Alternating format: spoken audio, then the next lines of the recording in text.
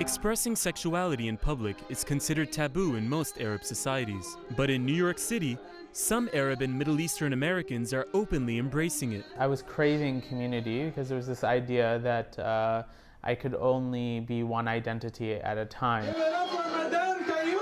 Bashar Makhay is Chaldean-American, Catholic, and gay. When his sexuality became public, Makhay says he found himself abandoned by his community. His mother gave him an ultimatum at 19, be straight or move out. I kissed her and I left, and that was it. But he struggled to find acceptance in American society after 9/11, where he said some couldn't separate Arab from terrorists. I wouldn't speak Arabic, I wouldn't listen to Arabic music, I wouldn't do any of these things.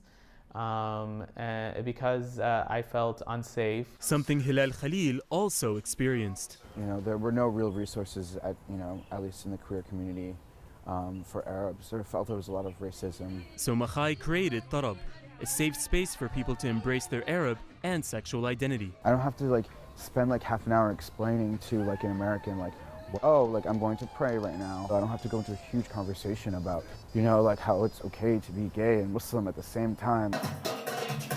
Like Habibi, another Arab party that started years earlier, Tarab is one of the few resources available to LGBT Arab Americans. But what makes it different, Makhay says, is that it exists beyond nightclubs. So I sort of created my own family, my own queer family, where there's hundreds of people that are just like you and are coming together to have a good time. With those who want to celebrate being both gay and Arab. Salim Saeed, Associated Press.